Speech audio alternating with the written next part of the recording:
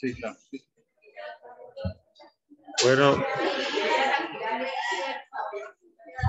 Bueno, muy buenos días. Entonces vamos a empezar la clase. Les sugiero concentración, que estén atentos porque es tema para tercer examen, o sea, lo que estemos aprendiendo acá, que nos vaya quedando, que nos quede al menos un 30% de esta clase para luego complementarla.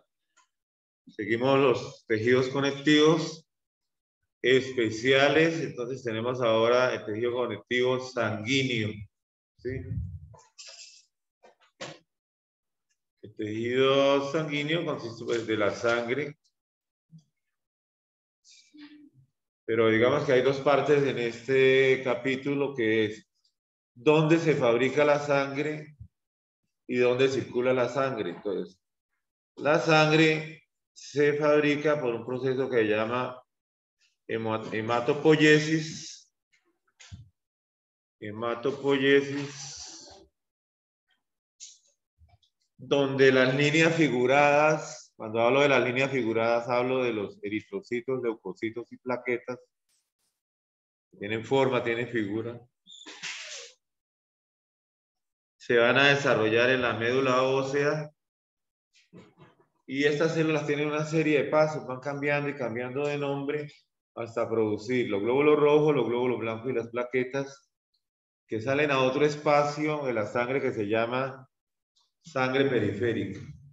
Sangre periférica es la que está en los vasos sanguíneos y dentro del corazón. Está circulando por todo ese sistema de tubos, inclusive por dentro de los capilares.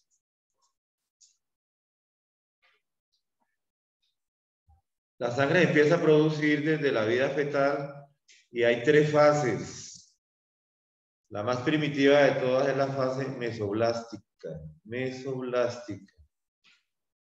Donde vemos el embrión acá muy pequeño. Y en las paredes del saco vitelino, que queda debajo del endodermo, ya cuando se ha plegado el embrión.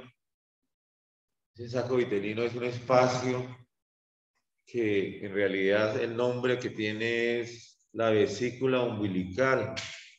Así es como lo están llamando, ¿sí? Bueno, aquí estamos conectados por Zoom. Si ustedes quieren meter a Zoom y escribir también ahí encima o mirar las diapositivas ahí, pues igualmente pueden hacer.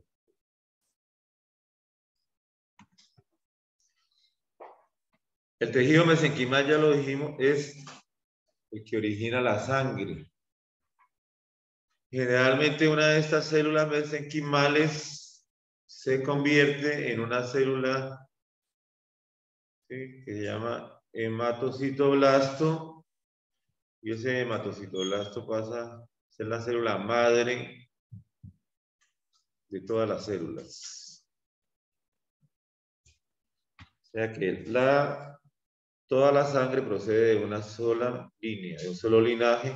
Primero la célula mesenquimal y el hematocitoblasto, que ya les hablé. Aquí vemos la pared entonces de la fase mesoblástica. Vemos el embrión en esta parte, porque aquí por lo menos ustedes pueden ver el embrión, ¿cierto? Tan chiquitico, ¿sí?, tan tierno, ¿cierto? Aquí uno todavía no puede decir, ¿verdad que el niño va a ser lindo, cierto? Entonces mire la vesícula, lo que yo les hablaba, el saco vitelino, o sea, la vesícula. Aquí en estas paredes sucede la fase mesoblástica. Más o menos ustedes pensarían, ¿en qué semana estamos acá? ¿Qué? Más o menos estamos en el día 28, 30, 32. Los somitas, para recordarle, mire los somitas acá, donde se origina el músculo estriado esquelético. Cuenta que el somita tiene esclerotoma, miotoma y dermatoma. Yo le decía que era alcohólico porque todos toman, ¿sí?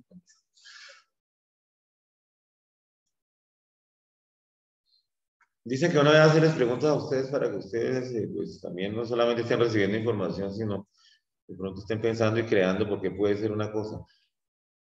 Si el embrión es así de pequeño, ¿por qué existe esta vesícula?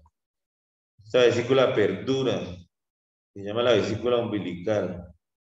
Resulta que el sistema digestivo no puede formarse tan rápido Entonces se sale esta bombita para acá, ese saco vitelino, y aquí se forman las tripas, ¿cierto? Se llama la hernia fisiológica. Lo van a ver más adelante. Y ya el embrión crece, entonces esto que se forma acá vuelve y se mete. Vuelve y se mete a la cavidad abdominal y se sigue formando. Luego llama la vesícula umbilical. La hernia pasa lo mismo que la prominencia cardíaca. Mire la prominencia cardíaca acá. También se sale porque el corazón necesita crecer rápido porque el sistema circulatorio empieza a funcionar a las 3 semanas y media, empieza a formarse, de acuerdo, el latido cardíaco a las 5 semanas y media, primer latido cardíaco. Último latido cardíaco, un segundo antes de morir. Puede ser a los 80, 90 años. Miremos acá. Entonces tenemos que los hemangioblastos son primordios y forman estos islotes. Estos islotes primero son sólidos de hematocitoblastos y posteriormente las células de los bordes adquieren el marcador CD32 y se convierten en células endoteliales. Y las células centrales se convierten en eritroblastos, todavía no existen los glóbulos blancos ni las plaquetas. Los eritroblastos, miramos acá abajo y vemos que aquí hay un lago hemático. Aquí hay un lago hemático y de pronto estas células endoteliales confluyen con estas. Esto se vuelve más largo y esas confluyen con otras, entonces se va formando un tubo que se llama capilar, se llama vaso sanguíneo. Y todo está sucediendo en la vesícula umbilical o en el saco vitelino. Células mesenquimales, no olvidar las células madre. Imagínense ustedes en el futuro investigando, haciendo cultivos de células mesenquimales para hacer trasplantes de fibroblastos que produzcan colágeno y sustancia fundamental en la piel. Quiebran a los cirujanos plásticos, ¿sí? Este esquema nos muestra la hematopoiesis en la vía intrauterina, entonces tenemos los colorcitos, el verde, el rojo y el azul, de las 3 fases. Empieza la fase mesoblástica desde el primer mes y demora hasta el segundo, o sea, desde la tercera semana hasta la octava, o sea, hasta el segundo mes. Y ahí se va a producir la sangre y los eritroblastos. Hacia la octava semana toma el comando el hígado. Este color rojo que tiene el hígado, ¿sí?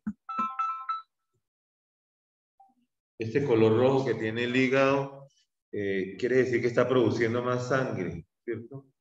Y luego él produce menos sangre en esta parte. Ahora miremos, esa fase hepática se llama también fase hepatoesplénica, porque el vaso también contribuye. La médula ósea, o sea, la fase mieloide, arranca acá. El primer hueso que se calcifica, que aparece en algo de trabéculas, es la clavícula. Y más o menos en el término de 2 meses y medio, hacia los 3 meses, empieza a calcificarse el esqueleto. ¿Por qué el esqueleto no se calcifica de una vez desde el principio? Que robaría todo el calcio a la madre, ¿entiendes? La madre está desnutrida. Sí, pero hablamos de un crecimiento de esqueleto fetal, todo cartilaginoso, ¿sí? Pero fetal, ¿desde cuándo? Pues estamos hablando de los 3 meses hacia abajo es cartilaginoso y luego se empiezan a calcificar los huesos largos y los huesos planos. Entonces, si aquí miramos la gráfica, podemos decir que la fase hepatoesplénica empieza a los 2 meses, tiene un crecimiento y luego se debilita, pero no desaparece, continúa después del nacimiento. Acá, hacia los 3 meses y medio, mira, observen que estos 4 meses, empieza la fase mieloide. Inicialmente empieza tenuemente, como lo dice el color, y se va volviendo más azul, lo que implica que va tomando el comando la fase mieloide y la fase esplénica va pasando. Miremoslo en una... Acá también uno cuando está muy chiquitico, ¿cierto? No se parece todavía a nadie, pero los embriones generalmente, usted lo ve ahí, dice, sí, tiene cabeza de humano, ¿sí? Si fuera un elefante sería parecido con una trompa, ¿sí? Si fuera un perrito, pues sería así triangular la cabeza. Uno los puede conocer. Hagan un análisis de estas curvas, miren los colores del esqueleto, ¿sí? Ustedes mismos observen. Estamos hablando de la médula ósea, entonces miramos esta rayita amarilla y dice Yolsac, ¿sí? Me imagino que esa es la fase mesoblástica, ¿sí? Es el saco vitelino. Entonces miren cómo empieza de las 3 semanas y media, produce gran cantidad del porcentaje de sangre y va decayendo y por acá, cuando va por este sitio, algunos en la semana, yo decía que en la semana 8 arranca la fase hepática, aquí dicen que arranca un poquito menos, la fase hepática, aquí dice liver, ¿cierto? Y por debajo la fase esplénica, entonces diría como los 2 meses y pasaditos, produce también hasta antes de los 7 meses. Por eso esa fase se llama, ¿sí? Hepatoesplénica, la fase ¿no? Fase mesoblástica esta, fase hepatoesplénica. Miremos el comportamiento de la médula ósea. Entonces, ¿cuándo empieza? Aquí dicen que empieza en forma hacia los 4 meses y empieza a crecer. Aquí ya la fase esplénica está bajando, sigue la médula ósea, la fase mieloide, la fase hepática ya empieza a descender y vemos que la médula ósea hacia allá, hacia el 9º mes, prácticamente la que está produciendo sangre. ¿Dónde? Según los colores, ¿no? Vemos como los huesos sí nacen produciendo médula ósea porque recién nacido tiene solo médula ósea roja. Se parte los huesos, son bien rojos, tiene hemoglobina de tipo A, que es una hemoglobina que permite, que es muy afín por cualquier cantidad de oxígeno, porque recién nacido se puede ver sometido a hipoxia, falta de oxígeno, hemoglobina A. El adulto solamente tiene un 2% ya de hemoglobina fetal, pero recién nacido sí tiene bastante. Entonces, mire, los huesos con el tiempo, ¿qué podrían decir ustedes? ¿Cuáles son los huesos que perduran con más médula ósea?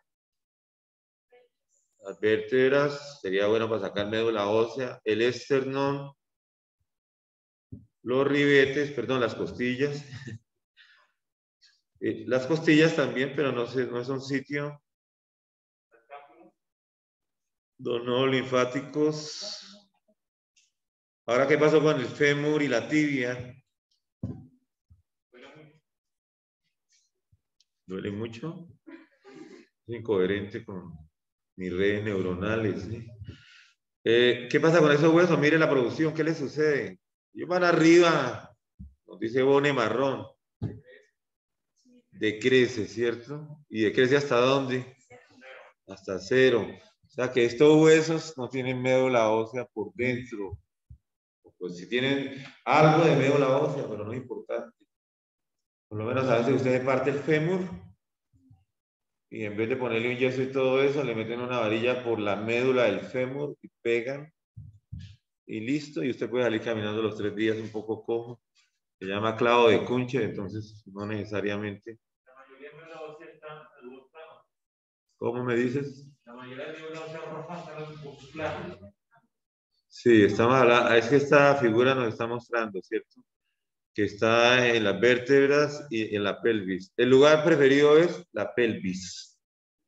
Si yo quiero tener médula ósea, ¿cuándo pediría yo médula ósea? Cuando al tomar un cuadro hemático, usted se percata de que el cuadro hemático, además de tener todas las células, aparecen blastos. Los blastos tienen que estar en la médula ósea, no afuera en la sangre periférica.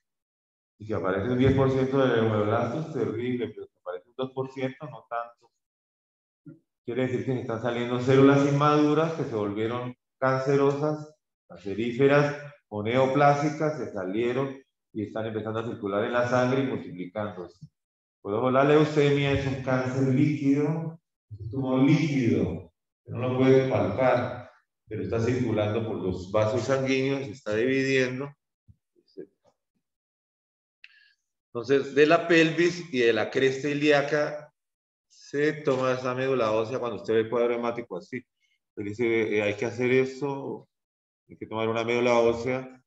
¿Por qué, doctor? ¿Qué pasa? No, es que es para mirar si las cosas están bien, ¿sí? ¿Qué dice el médico? Que es un poco sádico, ¿sí? No, es que hay que tomar médula ósea porque sospecho que tiene un cáncer en la sangre que se llama leucemia, ¿sí? Y además el niño tiene granitos, no come y le duelen los huesos.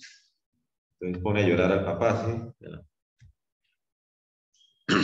Siempre acuérdense cuando tengan la biopsia, el resultado y todo esto, hay que llamar al paciente y decirle, usted tiene una enfermedad terminal, ¿sí?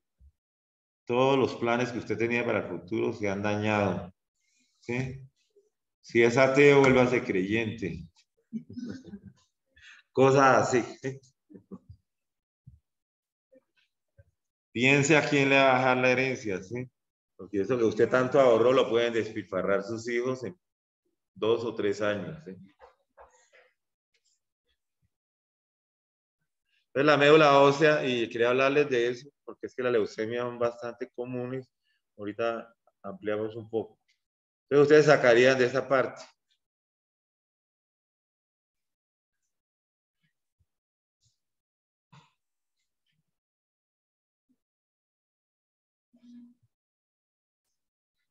Ustedes ven el esqueleto fetal, el saco vitelino, y acá observamos nosotros la fase hepática, miren, la fase mesoblástica.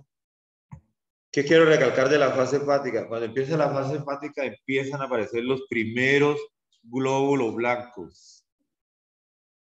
Los primeros leucocitos se empiezan a ver en sangre. Entonces el hígado lo fabrica por primera vez. El YOLSAP no se mete con eso, ¿sí?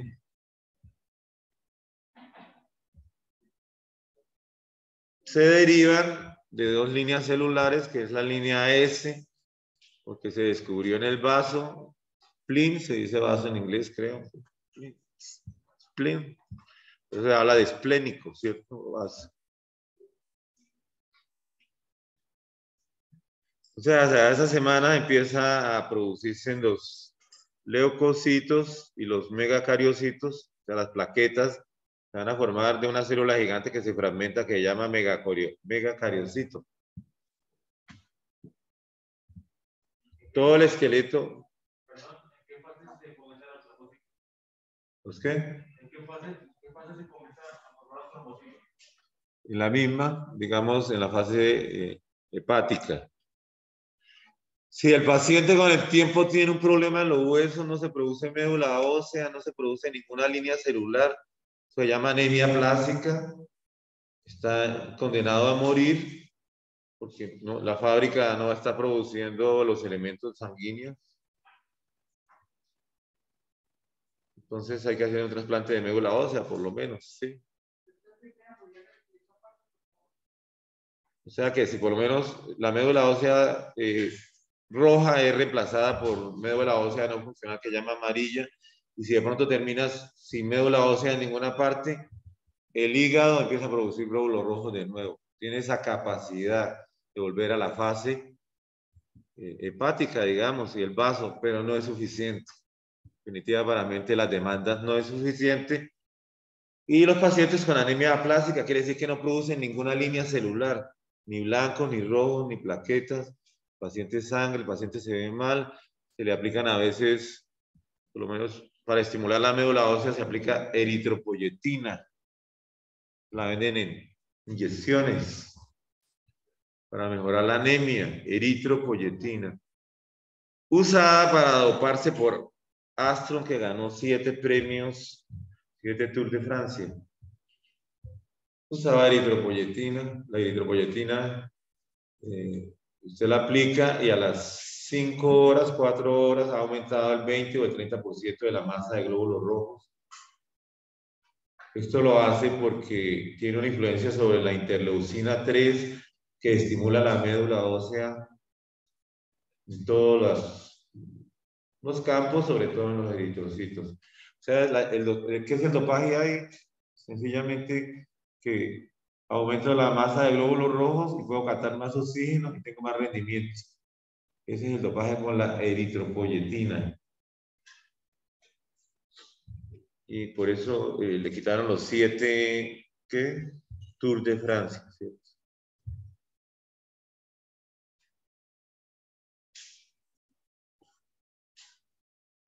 Aquí vemos el feto, ¿no? Está en el vientre, dormidito, ¿sí? No tiene hambre, la temperatura es regulada, está alejado un poco del ruido porque está metido en un líquido que se llama líquido amniótico. ¿Qué pasa si el líquido amniótico es bajito? Sí, hay muy poquitos, se llama oligohidramios. El feto vive muy incómodo, ¿cierto? Uy, no, Dios mío, esta piscina está muy chiquita, ¿sí? Y los pies se le van contra el útero, puede tener algunas deformaciones en sus manos. Oligohidramios. Oligo es poquito, ¿sí? Y hidranio de líquido amniótico. Sí. O algo parecido, ¿sí? Busca una palabra. Si usted tiene oliguria, es que orina poquito, ¿sí? Y si tiene un oligosacárido, es que tiene poquitos carbonos. Si usted tiene un novio bajito, tiene un oligonovio, ¿sí?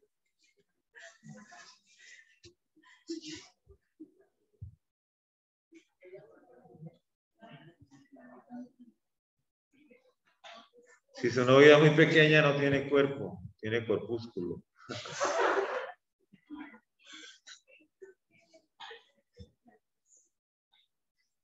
Entonces, en cuenta este prematuro, cómo le caben las manos a este señor. Analicen la foto. El niño ya tiene los ojos abiertos, está mirando el mundo. Observenlas. ¿Usted le ve algo de raro a ese prematuro o no? Mírenlo bien. No, pues, observen los segmentos del cuerpo.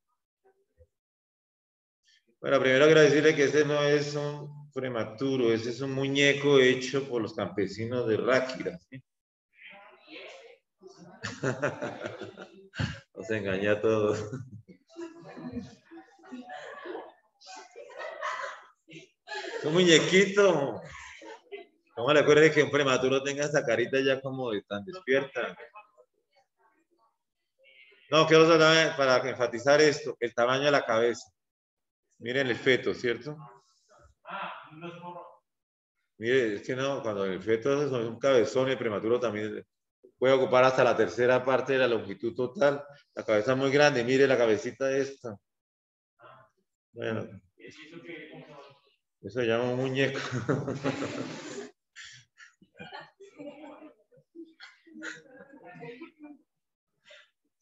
Imagino que será como que por los ojos. No, está muy bonito para ser el hijo de Chucky. Nueva serie, ¿sí? Miremos este esqueleto y observamos los huesos planos, también tienen médula ósea. El esqueleto apendicular y el esqueleto axial. ¿A qué se llama eso?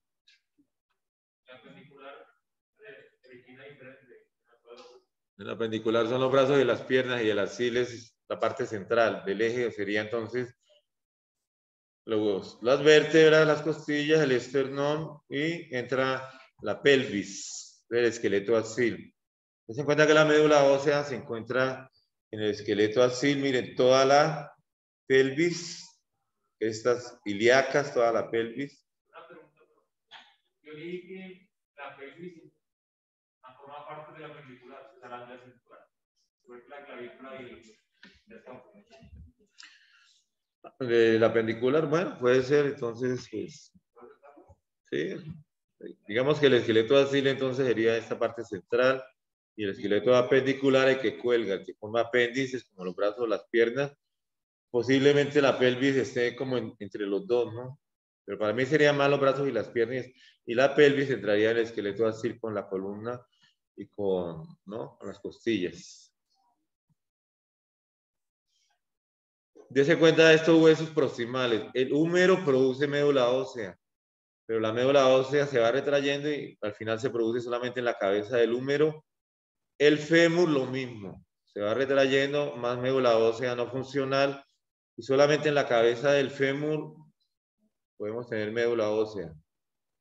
Aquí recalcamos los sitios donde la parte proximal de la articulación del brazo y la cavidad glenoidea, acá en esta parte, ahí hay médula ósea. En el esternón, las vértebras en color rojito, miren las crestas ilíacas. ¿De qué sitio vamos a sacar más? De la cresta ilíaca, pero se puede sacar del esternón. Y mire, acá está la médula ósea, con sus sinusoides, que se llama el compartimento vascular, y con sus islas de células para fabricar la médula ósea, que se llama el compartimento celular. Entonces, tenemos un hueso de corte longitudinal, sería el fémur, lo que estábamos hablando. Tenemos nosotros el hueso esponjoso, el orillo del hueso, que es el hueso compacto, periósteo, y acá tenemos el hueso trabecular. El hueso trabecular tiene la médula ósea. Entonces, esquematizamos de esta manera, ¿cierto? Dentro de la médula ósea vamos a tener primero los glóbulos rojos. La médula ósea va a producir los glóbulos blancos, que son unos que no tienen gránulos, son los linfocitos y los monocitos, conocidos como agranulocitos, porque no tienen gránulos en el citoplasma. Los monocitos, ¿de dónde salieron los monocitos? A ver. De un mono que se casó con un osito en la selva y nació un monocito.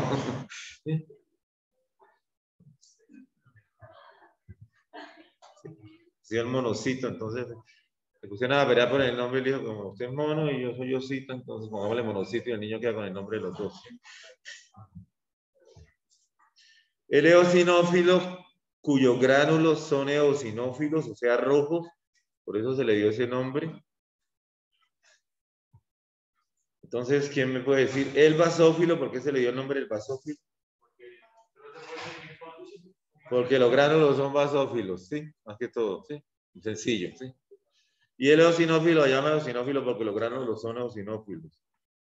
Y el neutrófilo, ¿por qué se llama neutrófilo? Sí tiene. Pero ¿cómo son los gránulos? Neutros. Son sencillos, ¿cierto?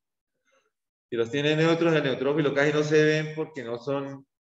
En el pH hay un color, hay dos colores, ¿sí? El basófilo y el acidófilo. El macrófago en este momento todavía no existe, ¿cierto? Él se va a fabricar del monocito, pero todavía no se ha formado. Sí. El monocito lo origina. Y acá tenemos las plaquetas que son chiquiticas.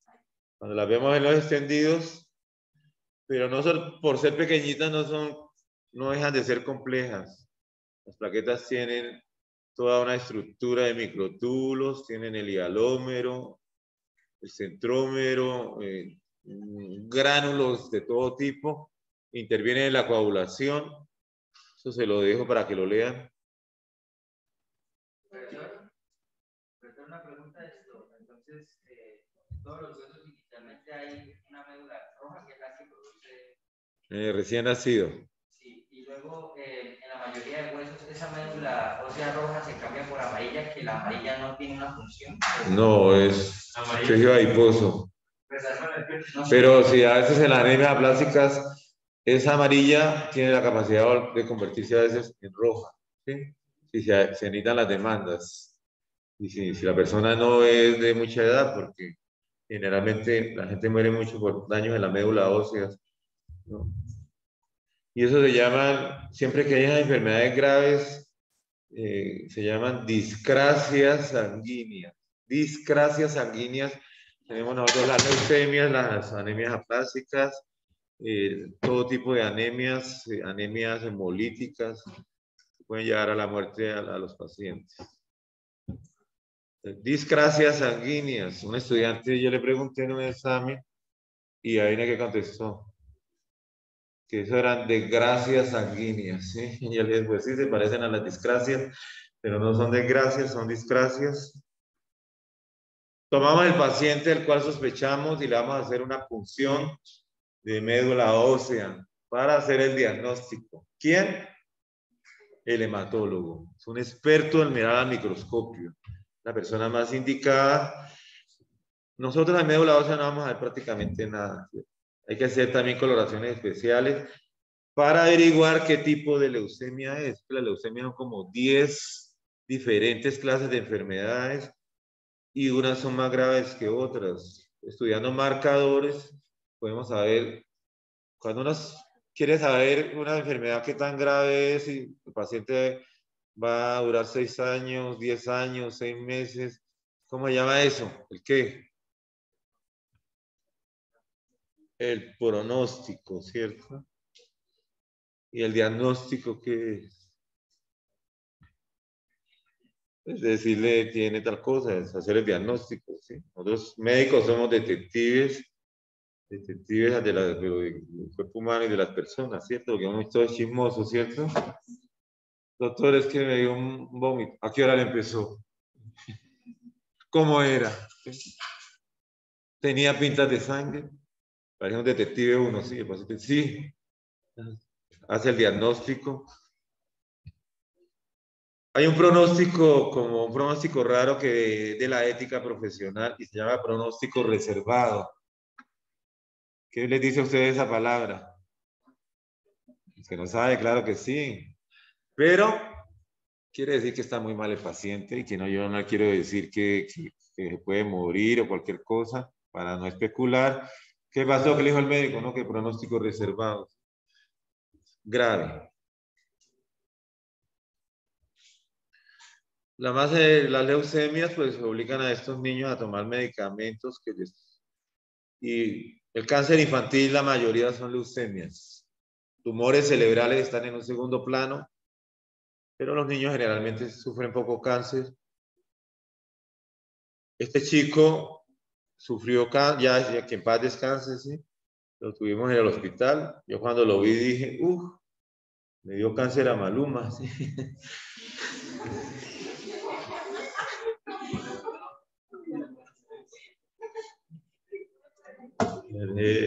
Maluma, un saludo a la cámara. Luego le hicieron trasplante de médula ósea y se curó y ya le pasó todo. Son secretos, ¿no? No debemos a salir en las redes sociales. Las leucemias de estos individuos más de la edad de ustedes son de las más graves, son leucemias mieloides. Y generalmente requieren trasplante de médula ósea. Mientras que la de estos niños es curable, es por linfocitos, se llaman leucemias linfoides. Responden mejor a los medicamentos y los niños se sanan en gran parte. Ya no siempre va a ser una tragedia, ¿sí? Un drama. Es terrible, yo he tenido la oportunidad de firmar muchos certificados de niños.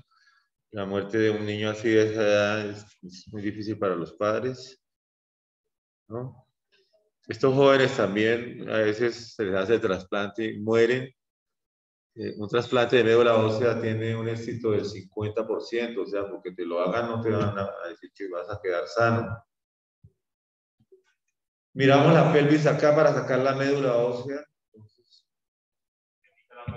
Se quita un pedacito y se empieza a raspar el hueso y se empieza a sacar ese tuétano de los huesos que es la médula ósea. Inclusive la tibia de la vaca, ese hueso tan grueso, los campesinos la abrían y raspaban la médula ósea y la fritaban como alimento. Muy rico, muy alimenticio. Todavía lo hacen, ¿sí? Pero es mejor hacer el procedimiento en el quirófano con todas las medidas de esterilidad. Entonces, mira, ahí todo lo que le estamos sacando, este sería el donante, médula ósea, el donante, o le estamos sacando una punción para examinarla al microscopio. Ya el procedimiento que es así, con guantes, con esterilización, quirófano. La persona que más sufre es el que le sacan la médula ósea porque tiene que pullarle y entrar hasta los huesos, sacar la médula. Los huesos le quedan doliendo después cuando le ponen los injertos encima. Y el que recibe el trasplante entra por la vena, por una venoclisis. Lo ponen así y empieza a gotear y coloniza la médula ósea con células que no son tumorales. Ustedes se preguntarán, ¿y las células tumorales? Entonces, ¿no quedaron células tumorales? El paciente es irradiado y le matan todas las células sanguíneas.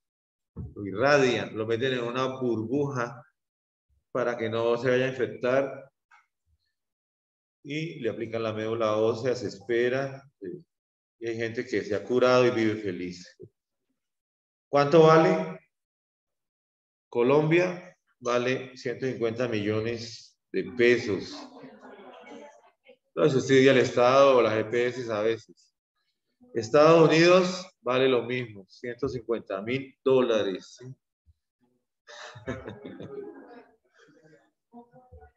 O sea, 4.000 veces más, ¿cierto? Hay gente que está viniendo de Estados Unidos a hacerse colonoscopias acá y endoscopias, porque aquí valen 10 veces menos.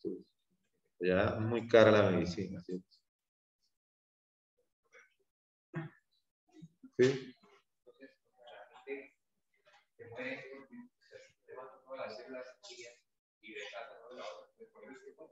No, de pronto no le quedan células sanguíneas porque la irradiación es muy fuerte, sino que empieza a entrar las células de la médula ósea y empiezan a colonizar y hay un fenómeno de rechazo, hay complicaciones, pero o sea, el 50% sería el éxito de un trasplante de médula ósea.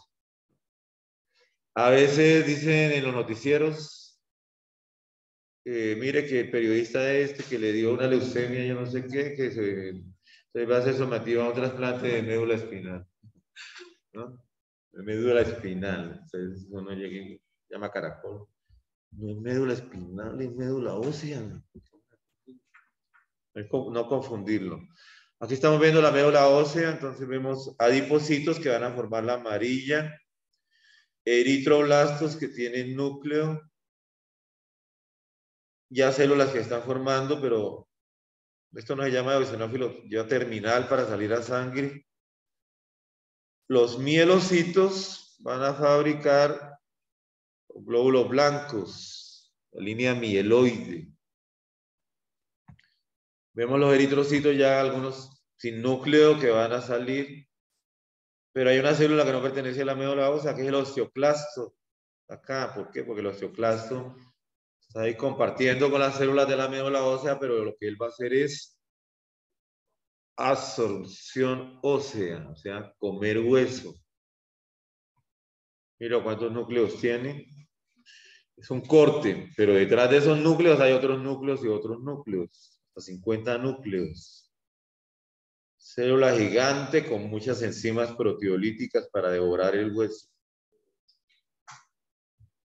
Algunos lo comparan con esas máquinas que hacen túneles, ¿cierto? Van rodando así, va saliendo el hueso con su destrucción y el calcio y el fósforo que necesitamos para la sangre. Dentro de estas células está la célula madre y es el 0,01% de las células de la médula ósea. La célula madre inicial está ahí dormida. De pronto recibe señales de interleucinas y esa célula madre sufre una clonación y se producen millones de células. La mayoría se va a especializar en alguna de estas líneas celulares, pero va a quedar células madres de reserva hasta quedar ese 0,01% que es el que se encuentra.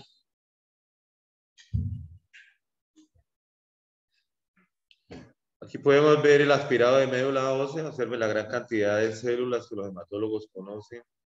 Tenemos los eritrocitos con núcleos que se llaman reticulocitos, todavía no han perdido su núcleo, los glóbulos rojos, linajes de los glóbulos blancos. Por lo menos el hematólogo puede mirar esta célula y decir, esta célula es del tipo que va a formar basófilos, está muy grande el núcleo, tiene ciertas propiedades de cancerígeno, entonces es una leucemia de basófilos. Va y mira pronóstico, haciendo todos los tratamientos, la quimioterapia, 5 años de vida. Anteriormente, cuando no había tratamientos, era poquita vida, ¿cierto? Que le quedaba al paciente, leucémico, moría rápido. Entonces llegué y le decía, muchacho, doctor, ¿cuánto me queda de vida? Le decía, le queda 10. Dijo, 10 años, y qué bueno. Dijo, 9, 8, 7, 6, 5, 4, 3, ¡pum! Eutanasia.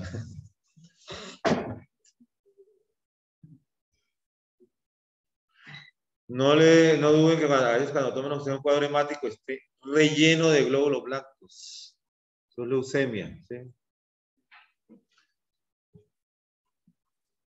También podemos encontrar estas células llamadas megacariocitos. Son células grandísimas, gigantes. Y de pronto empezamos a ver que las células se fragmentan como si fuera a romper, empiezan a tener rayitas por todos lados, muy simétricas. Y en cada parte de esas, luego la célula como que explota y salen las plaquetas. Antes de ser megacariocito es megacarioblasta. Entonces, cada megacariocito va a formar cientos de plaquetas. Las plaquetas no son células, son corpúsculos. Los glóbulos rojos no son células. ¿Por qué no son células? No tienen núcleo. Pero son células muy programadas. ¿Por qué? Porque en la médula ósea construyen toda la hemoglobina que van a necesitar durante los 120 días que van a vivir. Entonces, ¿para qué núcleo? Ya no van a volver a sintetizar hemoglobina ni nada de esto. Están hechas para un kilometraje. Si le dan un glóbulo rojo, le da la vuelta al cuerpo en 1 minuto y vuelve a llegar al corazón. Imagínense cuánto viaja, ¿cierto? Cientos de kilómetros. Cuando el glóbulo rojo está viejito, supongamos fuera un humano, 90 años, no, 90 es mucho, ¿sí? 70 años, el glóbulo rojo no está pensionado, lógicamente, ¿sí? Está recibiendo, pero ya no le sirve al cuerpo. Entonces saca un oligosacario en su membrana y cuando pasa por el vaso, los macrófagos reconocen ese oligosacario y fagocitan el glóbulo rojo. Lo destruyen, pero lo reciclan. El hierro se recicla y el resto se convierte en bilirrubina, como para adelantarles un poco. La bilirrubina va al hígado y se conjuga y sale la bilis. Y cuando la bilirrubina es amarilla y cuando uno está envidioso y bravo se pone amarillo, ¿cierto? Entonces por eso el disco dice, me sube la bilirrubina, cuando me mira y no me mira. No lo cura la aspirina, ¿sí? Bueno, pasemos a ver qué más hay. Miremos un poco cómo es que llega esa nutrición al centro del hueso, a la médula ósea. Generalmente hay arterias epifisiarias y arterias en la diáfisis. Acá en esta parte entran por unos huecos llamados agujeros nutricios y se van hacia arriba de la diáfisis, hacia la epífisis, se dividen y se dividen hasta ser muy pequeñitos y convertirse en capilares tipo 3. ¿Cómo se llaman también los capilares tipo 3? Esos son los tipos 1 son los continuos. Entonces, ¿cómo llaman los tipos 3?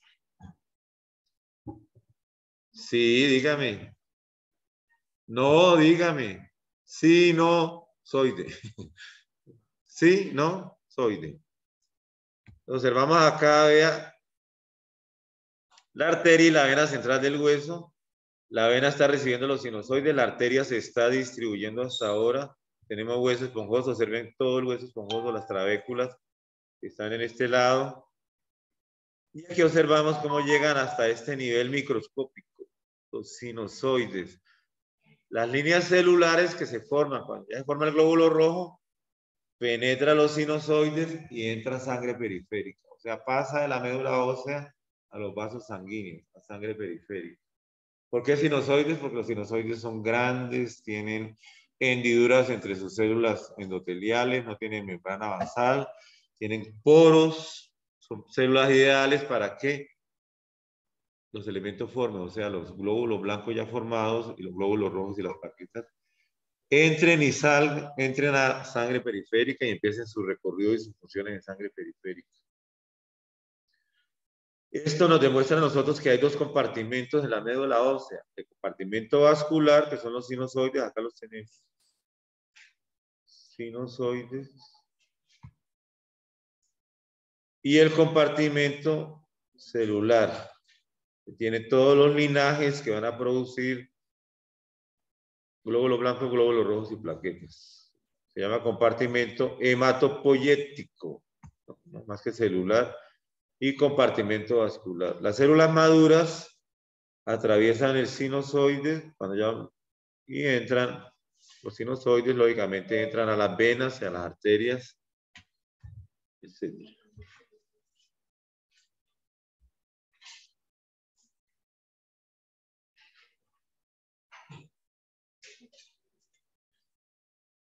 En esta diapositiva nos muestran la célula madre que se llama el hemocitoblasto.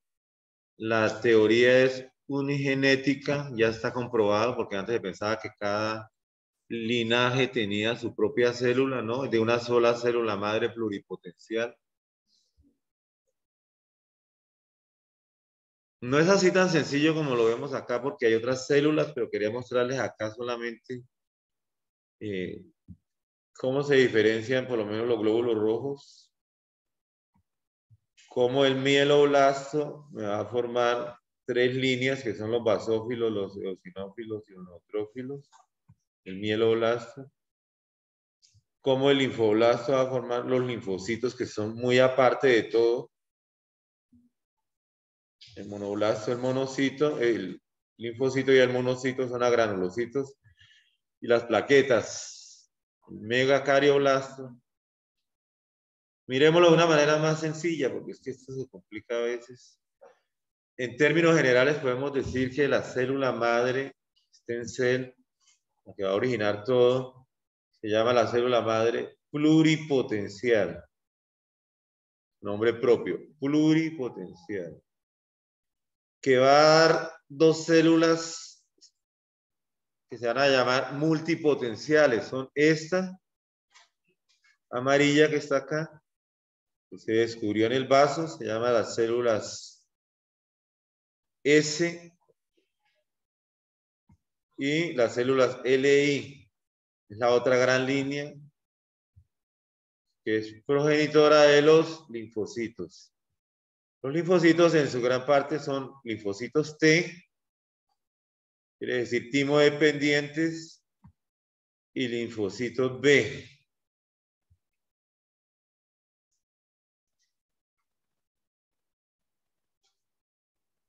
Linfocitos B. Los linfocitos B se transforman en células plasmáticas y las células plasmáticas producen anticuerpos.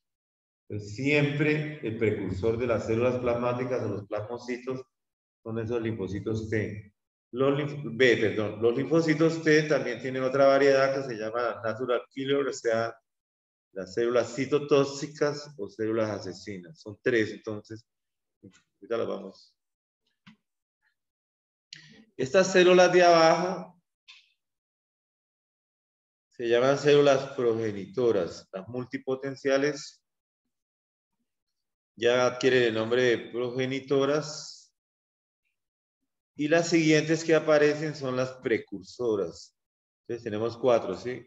Célula pluripotencial, multipotencial, que son progenitoras, y las células precursoras, que ya se van a diferenciar.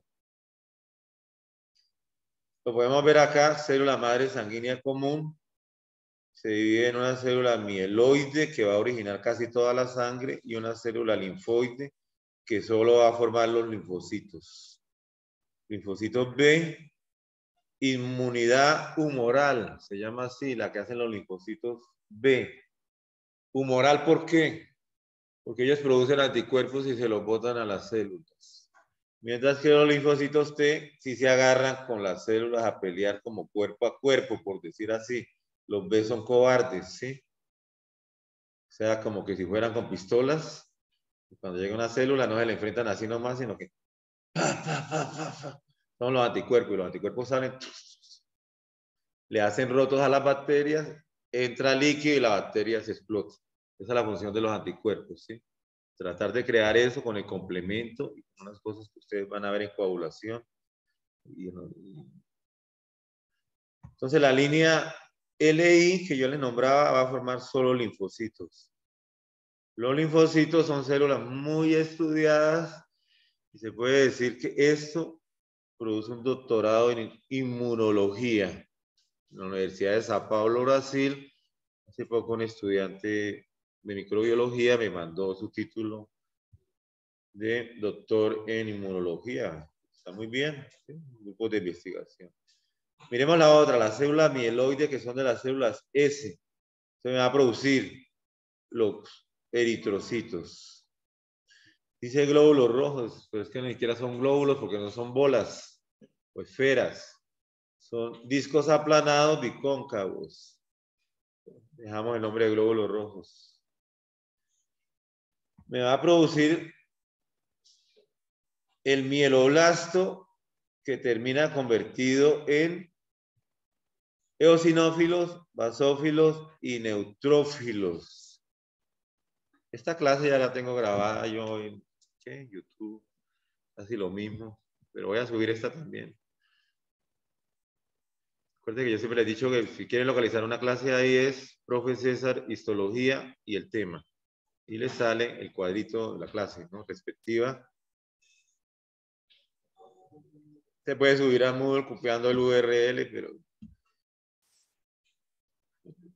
toca ponerlo público porque para pedirles el código a cada uno de ustedes para que puedan entrar me parece muy gravoso, ¿cierto?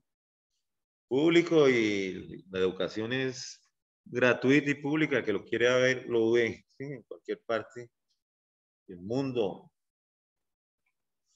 Bueno, que hablen hispana, que hablen español, porque desafortunadamente el 70% de la literatura buena científica está en inglés. Una gran prioridad, ¿no? Leer muy bien el inglés. Observen este cuadro, ¿qué hace falta ahí? Ustedes que conocen tanto, ¿qué extrañan ahí? No, mírenla, están ahí. Acá. Los monocitos, ¿sí? No, entonces, ¿qué pasa con los monocitos? Los monocitos vienen de la línea de los mieloblastos y pues el monocito pasa a monoblasto, perdón, y luego pasa a monocito. Se llama monocito porque su núcleo es uno solo y grande. Mono es uno, ¿cierto? Mientras que los basófilos, los neutrófilos y todos tienen núcleos, formas diversas. Morfología es formas diversas, ¿cómo le dirían ustedes?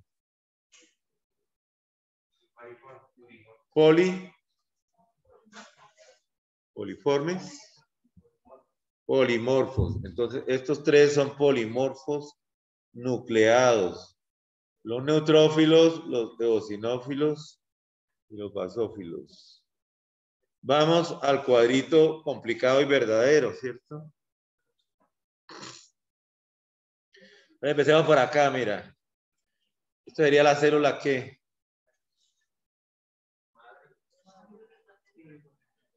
Pluripotencial. Se dividen estas dos que se llaman como multipotenciales.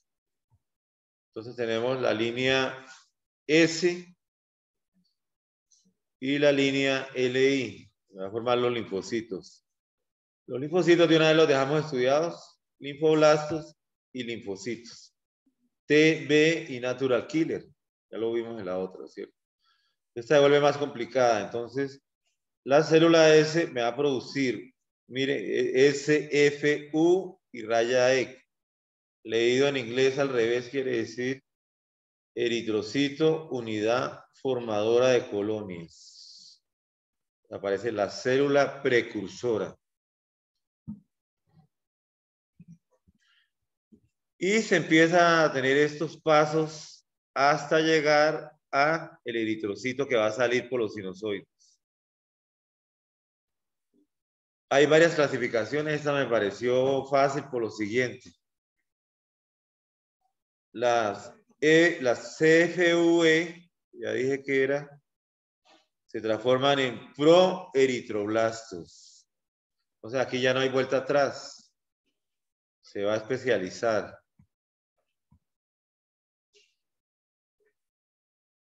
Un sinónimo de glóbulos rojos son eritrocitos, son hematíes, pero se les puede llamar normoblastos. ¿Sí? A todos los glóbulos se pueden llamar normoblastos, a los eritrocitos. Entonces acá lo llaman early normoblasts. Me imagino que early es temprano. Entonces, normoblasto temprano sería el siguiente paso. Más fácil, ¿sí? Entonces, vuelvo y repito. Las células CFUE se forman proeritroblastos. Pasamos a normoblastos tempranos, normoblastos intermedios, normoblastos tardíos. Eso tienen otros nombres, pero me parecen mucho más fáciles estos, ¿cierto? Usted llega a la clase temprano, o llega a la clase intermedio, o llega muy tarde. ¿Sí? Normoblastos.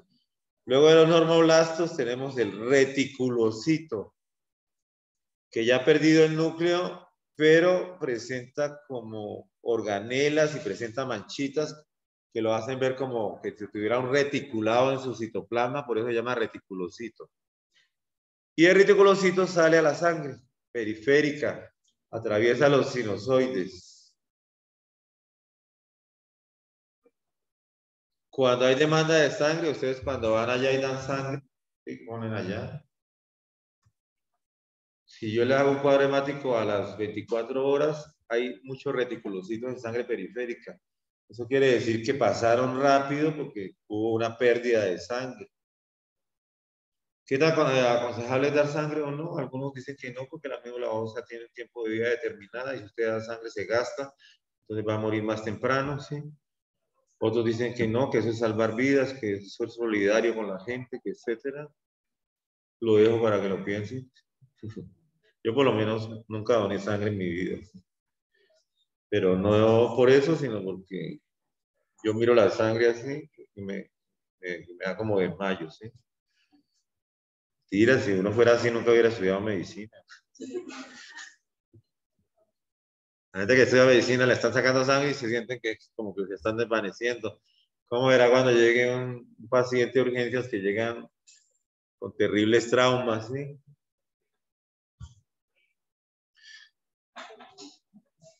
Miremos la línea que se llama C, o sea, la línea de los monocitos. Entonces, monocito, unidad formadora, perdón, megacariocito, unidad formadora de colonias. Entonces vemos aquí se va a formar el megacariocito y el megacariocito pasa a las plaquetas. Pero antes del megacariocito, aquí se les olvidó poner el megacarioblasto, que pasa a megacariocito. Nos vamos hacia este lado y encontramos la unidad formadora de colonias de célula GM. G son granulocitos y M son monocitos. Los monocitos vienen acá, pasan a monoblastos, a promonocitos y finalmente a monocitos. No tienen gránulos en el citoplasma. G quiere decir granulocito, entonces lo vemos acá. El granulocito pasa a mieloblasto, luego pasa mieloblastos, son mielocitos, pues pasa a un premielocito, todavía no es mielocito. Y estos se distinguen en los mielocitos neutrófilos, eosinófilos y basófilos. Y cada uno se va por su línea. Entonces tenemos el neutrófilo metamielocito, el neutrófilo encallado y el neutrófilo que sale a sangre. Acá se repite lo mismo. El eosinófilo metamielocito, el eosinófilo metamelocito y el eosinófilo. Acá está más claro, entonces siempre tenemos primero el mieloblasto, que es común para los tres, o sea, para los eosinófilos, basófilos y neutrófilos. Y es muy sencillo, digo mielocito. Antes del mielocito, ¿qué hay? Pues el promielocito. Y antes del promielocito ya no es mielocito porque es muy primitivo, es blasto, no es cito. Entonces, mieloblasto, promielocito, mielocito, y más allá es metamielocito. Mire la célula cómo va cambiando. Esto es lo que tienen que distinguir los hematólogos. Están viendo un promielocito o un mielocito o un metamielocito. Luego forma la forma de herradura que se llaman callados o bastones. Esto en los tres, o sea que hay núcleos encallados un paso antes de convertirse en neutrófilos, basófilos y eosinófilos. O sea, eosinófilos encallados, eosinófilos, basófilos encallados, y el que más se ve es el neutrófilo encallado, que es lo mismo que decir en banda, así como está acá en herradura. Luego este núcleo coge diferentes formas.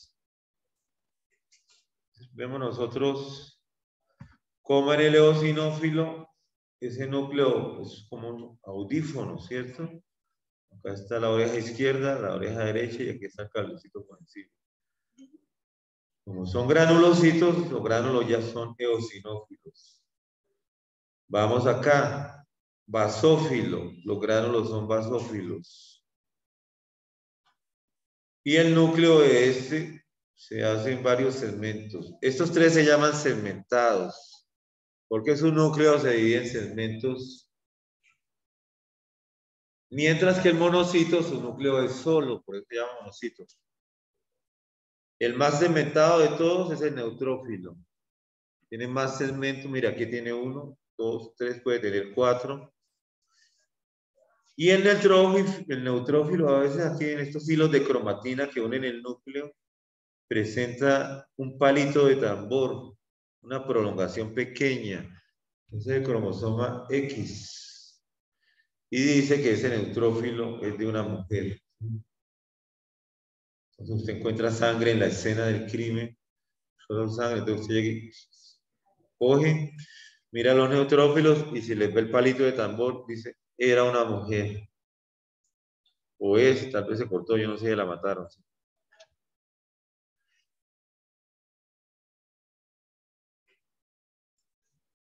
Aquí tenemos esas líneas que vamos a estudiar, entonces tenemos los basófilos.